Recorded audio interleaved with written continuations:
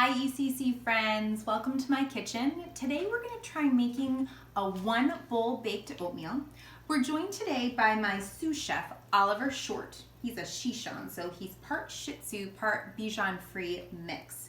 And he loves to cook, so let's hope he doesn't bark or growl while we're trying to make this. He likes to sample sometimes too, but I don't let him. So for today's 1-bowl baked oatmeal, it looks like there's a lot of things that you might need to put in. I don't have everything that the recipe calls for, but I can do some easy substitutions. So we're gonna start with our milk, okay? So the first thing that we're going to need, and I'm gonna look at my recipe card, is 1 3/4 cups of milk. You can use any kind of milk, any milk fat, and you could use any sort of almond milk, cashew milk, whatever you have at home. So I'm gonna pour in the milk and hope, I'm gonna have to back Ollie up just a little bit. I'm going to pour the milk in. Okay, so we've got the milk there. The next thing we need are 2 eggs. I have run out of eggs at my house, so I'm going to substitute with applesauce. I'm going to use a 1/4 cup of applesauce. Oops, let's see. Carefully pop this in, and it's always fun for our friends to help measure applesauce, help to spoon and level. Ollie really wants to get a taste of that applesauce, and I'm going to move that just in time. Okay, so I'm going to pop my applesauce in. Again, you can use 2 eggs. I just don't happen to have any more eggs at home. Okay, so we've got that. The next thing we need is a 1/2 cup of maple syrup. And if you don't have maple syrup at home, I happen to have it. You can also use honey, or you could use brown sugar. So I'm going to carefully pour in my maple syrup. Oops. Okay. You want to get every drop in, none to waste. Okay. The next thing we're going to do is a 1/4 cup of butter, which I already have melted in here. I just put it in the microwave for about 20 seconds. I'm going to give it a little stir to make sure everything is as it should be, and I'm going to pour that right in. You can even hear it as it kerplunks right into the milk and applesauce mixture. Okay, I'll leave that there. Next, the recipe calls for a 1/4 cup of applesauce in addition to the applesauce I used, but I'm going to switch it up. I'm going to be flexible, and I'm going to use some whole milk Greek yogurt. You can oftentimes interchange eggs or applesauce for Greek yogurt.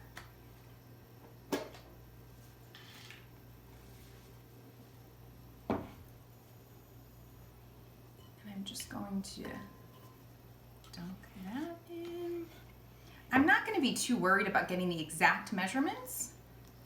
This is a very flexible and forgiving recipe that I have made before. Okay, got that.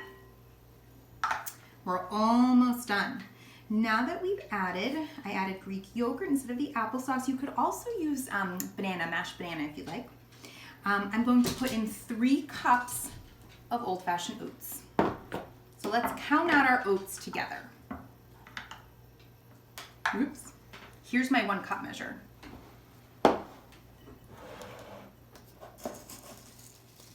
Oops.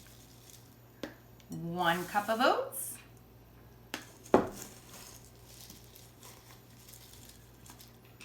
2 cups of oats.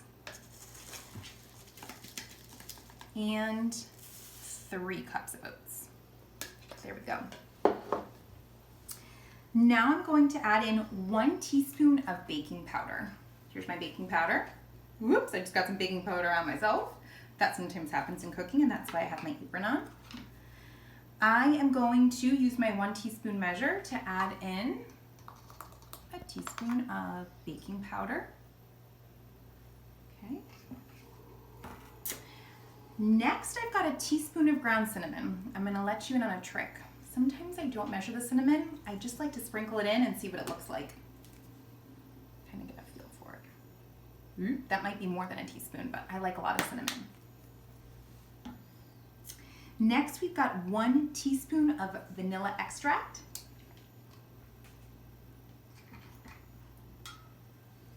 almost done. There we go. Excellent. And I'm going to add in just a pinch of salt. The recipe calls for 1/4 of a teaspoon. Sometimes I like to live on the wild side and just sprinkle it in and kind of eyeball it. Just a little bit. I think that'll be good for us. The last thing I'm going to mix in is some frozen berries. Now again, I don't have as many as I would like for the recipe. The recipe calls for 1½ cups. You could use frozen berries, you could cut up bananas, you could use fresh fruit. I don't have a lot of fresh fruit in my house right now, so I'm just gonna use what I have, and we're gonna see how it turns out, and I think it will be delicious. I'm gonna make sure I get that all in there. Oh, and Oliver wants to help too. Oops. Oh, I think there's one more berry in there. Excellent. I think we got it all now. Ollie, you can't have this. This isn't for dogs. I'm gonna move some of this out of the way. And I think if I'm looking over everything, that's everything I need. If you wanted to add walnuts to this, you could. It really depends on your preferences. You might decide you want to add chocolate chips. It's up to you. I'm gonna scoot Ollie out of the way for just a moment, and I'm gonna just give this a mix. And I'm really gonna try and incorporate the milk, the oats, the maple syrup, the vanilla, and I have a mixture of blackberries, blueberries, and strawberries. Next, what I'm going to do once I finish mixing, I'm going to make sure that my oven is preheated to 350 degrees, and I'm going to grease a 9-inch square baking dish before I pour in my mixture.